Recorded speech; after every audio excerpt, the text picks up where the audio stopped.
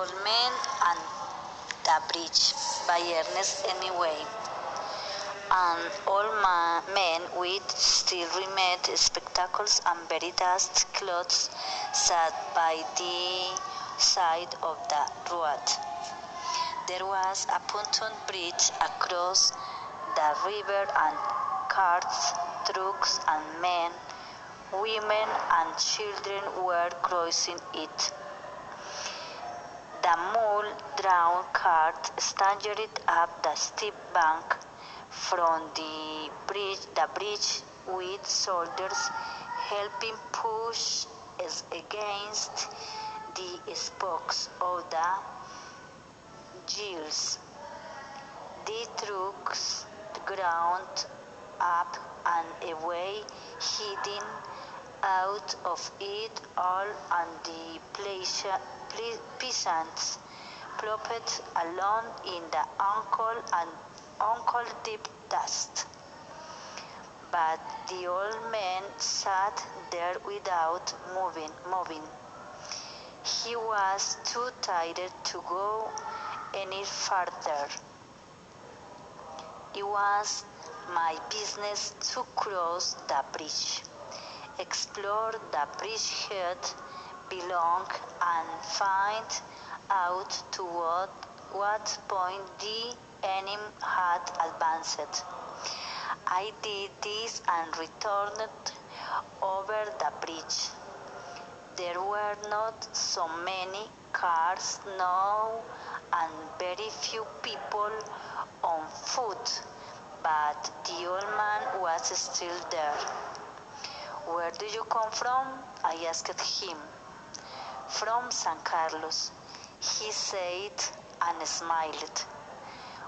That was his native tone, and so it gave him pleasure to mention it, and he smiled. "I was taking care of animals," he explained. "Oh," I said, not quite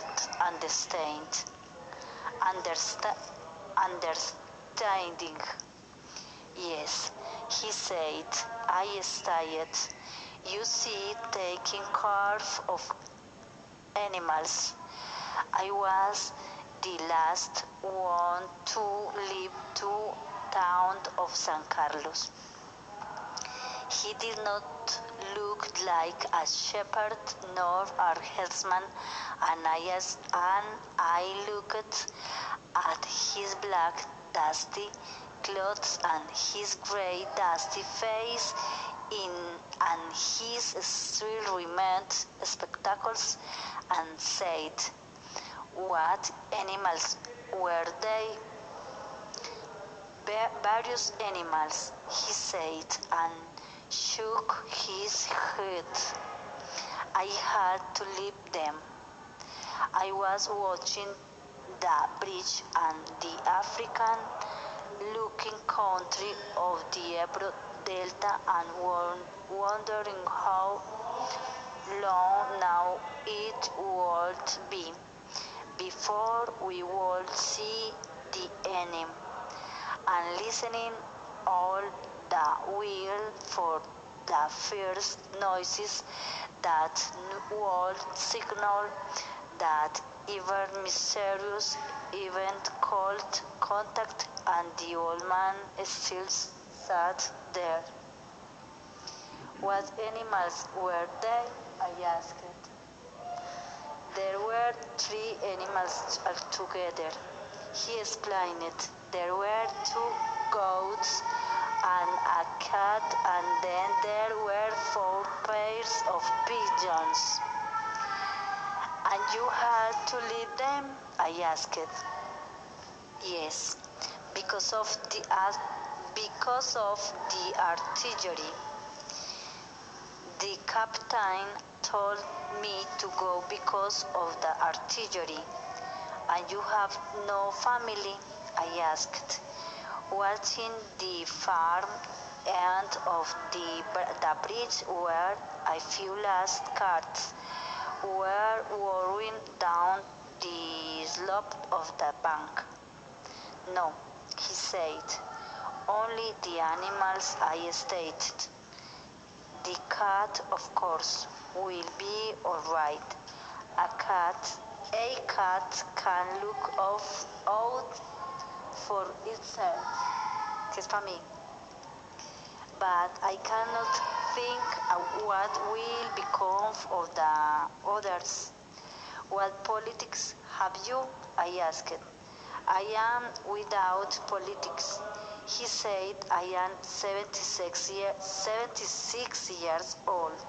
I have come 12 kilometers now, and I think now I can go no further. Thank you. This is not a good place to stop. I said, if you can make it, there are trucks up the road where it forks for Tortosa. I will wait a while. I will, he said, and then I will go. Where do the trucks go? Towards Barcelona, I told him. I know no one in that direction, he said, but thank you very much. Thank you again very much. He looked at me very blankly and tiredly, and then said, having to share his worry with someone. The cat will be all right, I am sure. There is no need to be unquiet about the cat, but the others. Now, what do you think about the others? Why they'll probably come through all right. Thank you so.